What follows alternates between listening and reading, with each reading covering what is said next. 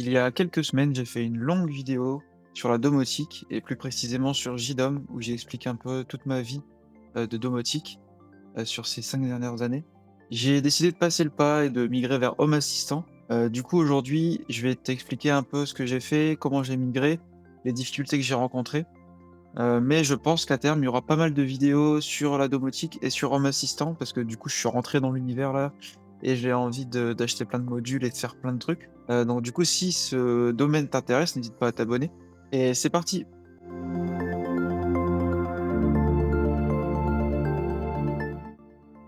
Donc voilà, c'est bon, j'ai été récupérer, le Raspberry Pi. Il était un peu chaud d'ailleurs quand je l'ai récupéré. Je me souviens plus ce que j'avais mis à la base dedans, s'il y avait un dissipateur de chaleur ou pas du tout. Ouais, j'en avais un. Un petit là. Ce truc, carré là, hop. Mais, c'est un peu éclaté, je pense. Pour une raison inconnue, j'avais 2 dongles Zigbee sur la même, truc. Je crois que c'était parce que j'avais testé en fait, j'avais essayé de migrer. Là, sur JDOM, il y avait un module Zigbee et qui marchait plus trop. Puis j'avais pris un deuxième dongle pour mettre un deuxième module Zigbee dessus, mais au final, ça marchait pas non plus, c'était de la merde. Donc, on va commencer les choses sérieuses. Alors, en assistant, comment ça s'installe? DIY with Raspberry Pi View Tutorial. C'est parti. Voilà. Alors, ensuite tout. Choisir le modèle. Moi, c'est une... J'ai déjà oublié. Non, c'est un 3B+. Modèle B, B+. Ouais. Choisir l'OS. Du coup, c'est là qu'on met Home Assistant, j'imagine. Other Specific Purpose, Home Assistant and Home Automation. Ouais, c'est le premier. Il n'y a même pas JDOM. Ok, bah JDOM, c'est vraiment un truc de vieux maintenant. Ok, choisir le stockage. Et ben, on met là-dessus sur mes 32 Go. Suivant. Toutes les données supérieures va supprimer. Oui. Et c'est parti. Voilà, donc là, il s'est installé. Ensuite, il faut l'éjecte. Ouf. On récupère la petite carte. On met ça dans la machine. Ouf. Plug in an Ethernet cable and make sure the Raspberry Pi is connected to the same network as the computer. Connect the power supply to start up the device. Hop, magnifique. Je reviens. Ok, en fait, je me suis un peu saboté moi-même. Parce que je me suis dit que du coup, il fallait que je mette le SSH pour accéder à la machine. Mais en fait, bah ça boot déjà, quoi. Donc j'ai pas besoin. Et je pense pas que j'aurais besoin de me connecter en SSH dessus, quoi. Donc voilà, je vais juste suivre, là, faut attendre. Connect the power supply, machin, là j'attends. Donc maintenant, bah il suffit d'attendre, je pense. Et après, bah il y aura plus qu'à, quoi. Je vais attendre un peu, puis je vous reprends dès que c'est bon. Ok, donc là, il a fini de charger, donc j'ai pas vu combien de temps ça a pris.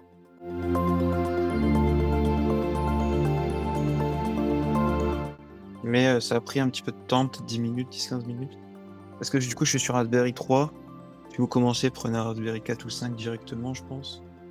Êtes-vous prêt à réveiller votre maison, à reprendre le contrôle de vos données et à rejoindre une communauté mondiale et passionnée de domotique?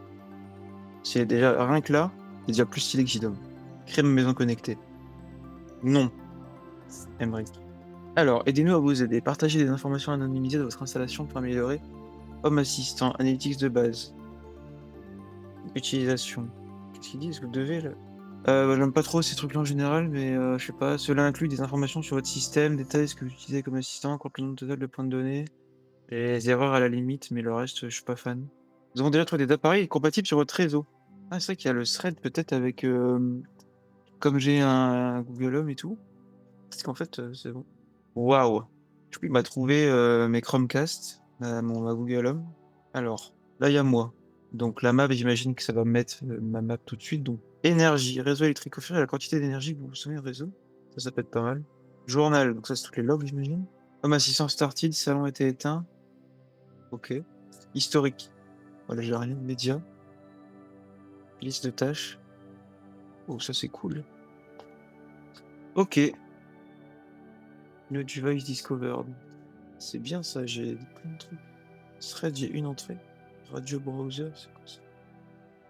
Ça, c'est le cloud. Google Translate, text to speech.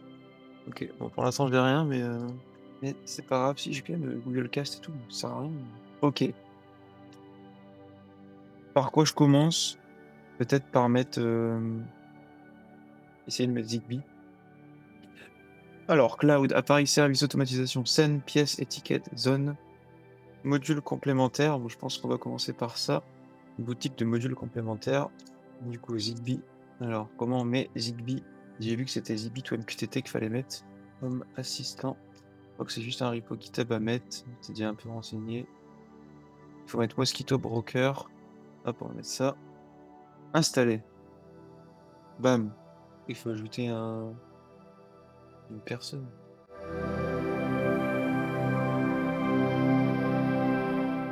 Du coup, comment j'ai fait?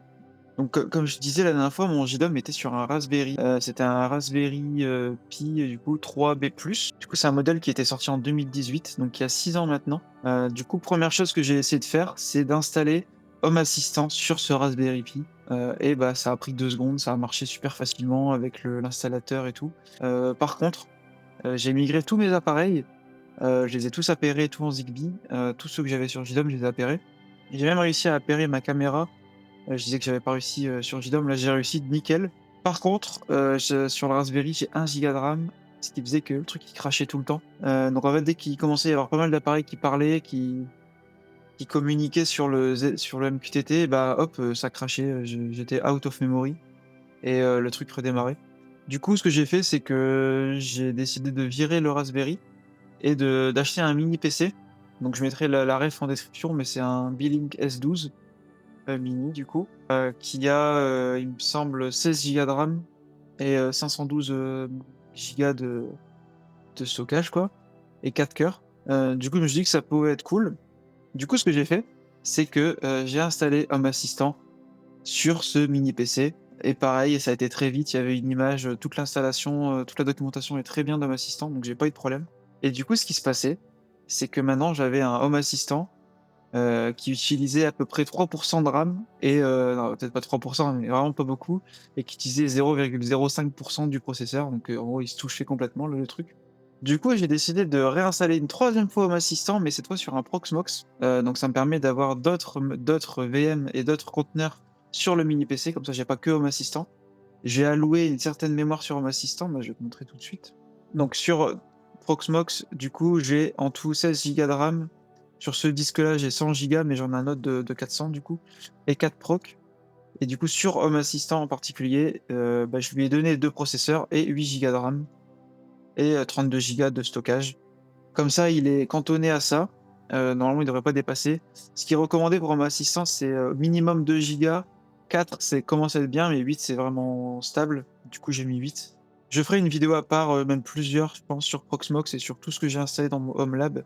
Parce que du coup, maintenant, j'ai un Home Lab, j'ai plus que. Avant, j'avais que JDOM, maintenant, j'ai la domotique plus d'autres trucs. Du coup, je ferai une vidéo sur le sujet. Pas de souci. Mais on va se focus sur Home Assistant aujourd'hui. Du coup, maintenant, mon Home Assistant, il est là, il bouge plus. Chose incroyable d'Home Assistant, c'est la facilité de faire des backups. Donc là, j'en ai 2. Comme je l'ai dit, je l'ai installé 3 fois Home Assistant, bah, j'ai pas dû, tout réapparaître 3 fois, juste une seule fois au début et après, bah, tout marchait bien. En fait, toute ma conf, elle était là. Ma base de données, elle a été migrée, tout était backupé très bien, quoi. Donc ça, c'était vraiment incroyable et bah, je pense que s'il y avait pas cette feature-là, je me serais pas amusé à repasser sur Proxmox ou alors je l'aurais fait, mais j'aurais dû tout me retaper. Ça aurait été un peu chiant. Du coup, ça fait maintenant, je pense, une semaine ou peut-être 2. Je vais vérifier pour pas dire de bêtises. Du coup, ça fait 8 jours que j'ai reçu le Beelink, le petit PC. Du coup, ça fait au début, j'étais pas sur Proxmox, mais on va dire ça fait une bonne semaine que j'utilise Home Assistant. Du coup, en une semaine, bah, tout est migré. J'ai pu récupérer tous mes appareils. Hop, ils sont tous là. Donc j'en ai 27. pour l'instant, donc j'ai pu tout migrer assez facilement. Tout ce qui est interface, pareil, j'ai pu tout remettre. J'ai même rajouté des nouvelles features que j'avais pas avant sur JDOM, donc ça, c'est top. Du coup, ce que j'ai pu remarquer déjà en une semaine, c'est la communauté qui est, très importante, je trouve et beaucoup plus, nouvelle que sur JDOM. En fait, c'est simple, sur, YouTube, vous tapez Home Assistant et vous avez je sais pas, des dizaines de youtubeurs francophones qui font de la domotique. J'ai pas souvenir qu'il y avait ça à l'époque où j'ai commencé JDOM. D'ailleurs, je vous mets en description une chaîne qui s'appelle Homation, que j'ai utilisée pour faire toute la conf, pour connecter Google Home, Alexa et tout, c'était vraiment bien. Et ça m'a permis aussi de gagner du temps parce que j'ai juste suivi une vidéo et suivi ce que le mec faisait. Donc ça, je vous recommande. La communauté est top, pareil, tout ce qui est forum. JDOM, c'était beaucoup francophone. Là, il y a vraiment de l'international, donc si vous parlez un peu anglais, bah c'est nickel. Sinon, bah tant pis. Enfin, après, il y a les traducteurs de sites, mais bon, normalement, vous devrez vous en sortir. Chose incroyable aussi, je trouve, sur Home Assistant, c'est du coup, je disais l'interface. Donc, par exemple, je vais faire un nouveau menu. Donc là, je crée. En fait, là, c'est mon dashboard maison, mon dashboard principal, et je peux créer un nouveau menu. Et en fait, on ajoute des cartes. Et en fait, déjà, hein, enfin, par défaut, les cartes sont belles. Après, vous pouvez ajouter des petits plugins. Moi, j'ai installé Mushroom, qui permet d'avoir des belles cartes. Et par exemple, si je cherche, bah, par exemple, voilà. Par exemple, là, j'ai choisi ma lampe qui est juste au-dessus de moi. Là, je vais faire ajouter au tableau de bord, elle est là, elle est apparue. Et bah, je peux facilement l'allumer et la fermer, quoi. Enfin, ça marche très bien. Et en fait, vous pouvez, du coup, avec, par exemple, Mushroom, par exemple, si je prends Mushroom entité, voilà. Là, je peux choisir n'importe quoi d'autre. Donc, desktop, je vais reprendre la même. Là, on peut choisir un nom. Lampe bureau. On peut mettre des informations, choisir ce qu'on n'affiche pas, enfin c'est assez cool. Et bah, ça fait le taf hein, pareil. Si j'appuie là, non, ok. Après, on peut configurer ce qui se passe quand on clique. C'est assez puissant. Ce qui est pas mal, c'est si je vais par exemple ici, par exemple ma Chromecast, euh, éditer. Ici j'ai une Chromecast, et donc par défaut la carte Mushroom Media me permet afficher des trucs. Donc là, je peux allumer et éteindre, lecture, niveau de volume. Et en fait, dès que ça s'allume, eh ben, je peux piloter d'ici et c'est vachement beau. Il n'y a pas besoin de coder euh, pour avoir des trucs sympas. On peut néanmoins coder. Par exemple, ici, toutes mes cartes de pièces, c'est un bout de code que j'ai récupéré sur Internet. Et donc, par exemple, si je vais sur Salon, hop, en fait, j'ai dû copier-coller un bout de code et le mettre là et changer avec mes entités. Donc, si vous connaissez un petit peu en informatique et si vous aimez bien toucher un peu, franchement, c'est très agréable. Si vous n'aimez pas toucher, bah, vous n'êtes pas obligé d'avoir des rendus comme ça, ou alors vous les prenez depuis Internet. Il y a beaucoup il y a un community store où il y a beaucoup de trucs. On peut connecter beaucoup d'appareils, ça c'est vraiment bien. Voilà, la prise en main, globalement, elle est vraiment top. Sur mobile, là du coup j'ai fait une vue mobile, même sur ordi. Bon, c'est un peu moche du coup, mais c'est pas très grave. Parce que du coup j'utilise principalement sur mobile et c'est vachement clair, et c'est vachement beau comparé à JDOM. Je compare vraiment avec JDOM parce que c'est les deux que j'ai testés. Mais voilà, gros point positif, Home Assistant, c'est une prise en main vraiment bien. Du coup, je disais l'application mobile, elle est vraiment top parce qu'en fait, quand on l'installe, ça reprend exactement, on a les mêmes menus ici, on a les mêmes, enfin, on a tout pareil, c'est un web mais qui est coupé. Sauf qu'en plus, bah, c'est pas juste un site web, c'est-à-dire que c'est assez réactif quand même, ça se voit que c'est bien fait. C'est sûrement une web view, mais c'est bien fait.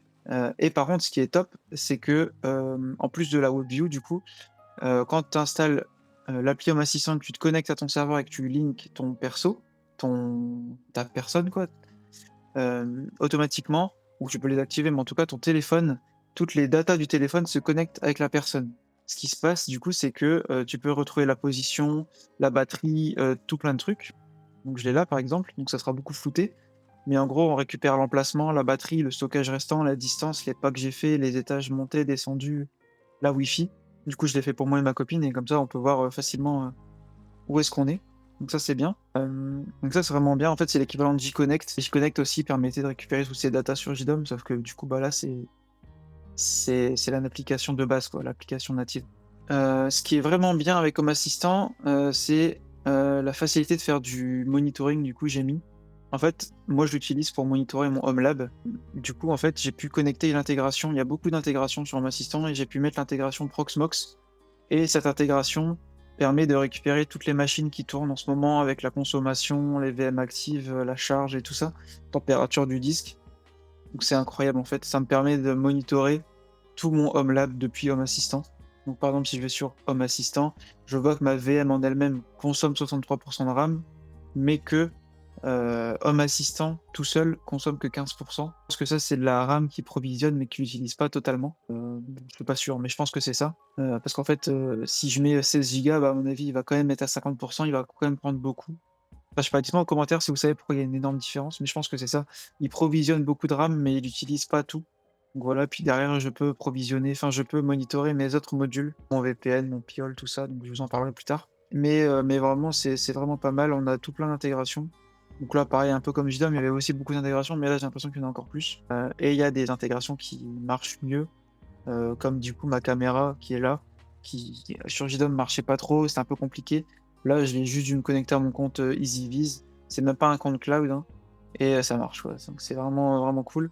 Enfin voilà, vraiment, content, bluffé de tout ce qui est intégration, tout ce qui est appareil, enfin du coup tout se retrouve là. C'est vraiment cool.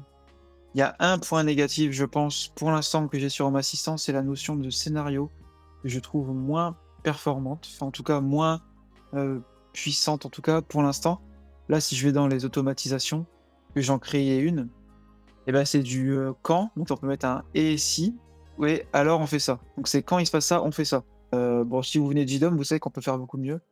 Avec les blocs, on peut faire des si, sinon, des switch, on peut créer des variables, les réutiliser, enfin c'est vraiment ouf. Je pense qu'on peut le faire en passant par le YAML, mais j'ai pas envie de faire ça parce que je code déjà toute la journée au travail, j'ai pas envie de le refaire le soir. J'ai vu qu'il existe un truc qui s'appelle Node-RED, qui permet de faire un peu qui permet d'être enfin apparemment c'est assez puissant et ça permet de faire, des scénarios. Donc ça je testerai, j'ai pas encore lancé le truc, je testerai, je vous dirai si c'est bien et si ça remplace, voire écrase les scénarios de JDOM. Mais ce que j'ai vu, c'est qu'en tout cas Node-RED, ça écrase les scénarios de Home Assistant. En tout cas, c'est pas dur, hein, là, c'est vraiment éclaté ce qu'on peut faire. Pourquoi pas? Et autre chose un peu négative que j'ai pu rencontrer, c'est la notion d'utilisateur. On peut pas créer des utilisateurs invités.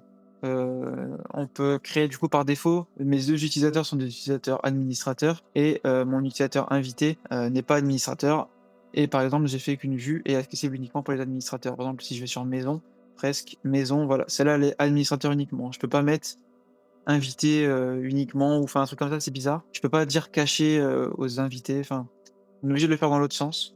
Un peu dommage, mais c'est pas très grave. Voilà, du coup, ça fait une bonne semaine que je suis sur mon assistant, je suis clairement bluffé et conquis. J'ai pas dit, mais tous les plugins aussi sont gratuits, comparé à JDOM. Tout est gratuit, globalement. Je suis pas passé par j'ai fait des petites modifs par rapport à JDOM. JDOM, j'avais, ouvert mon port pour, accéder depuis l'extérieur. Là, je suis passé par un Cloudflare. Bah, du coup, je vous pareil sur la chaîne de Homation, il explique tout. C'est un peu plus safe, du coup, qu'ouvrir un port, mais c'est toujours pas non plus incroyable. Le mieux, c'est de pas l'ouvrir, hein, tout simplement et de passer par un VPN. Mais le problème, c'est que comme j'ai des assistants vocaux, je suis obligé d'avoir un accès extérieur. Du coup, bah, Cloudflare, quoi. Je ferai plein de vidéos, je pense. Là, j'ai acheté des nouveaux modules, je vais les recevoir, je vais faire des unboxings, je vais vous montrer comment ça marche derrière. J'ai envie de faire ça sur cette chaîne, j'ai envie de faire un peu plus de domotique, un peu plus de pareil sur mon Home Lab, j'ai plein de services à vous présenter. Là, j'en ai déjà installé 4, mais j'en ai, 2-3 autres au moins que j'aimerais tester. J'en ferai une vidéo. Donc voilà, si ce genre de contenu vous intéresse, bah, n'hésitez pas à vous abonner et surtout à me le dire en commentaire si ça vous intéresse, parce que ça va à la balle. C'est des vidéos assez rapides à faire en plus, donc c'est cool. Voilà, donc j'attends vos retours en commentaire, n'hésitez surtout pas et puis à la prochaine quoi. Salut!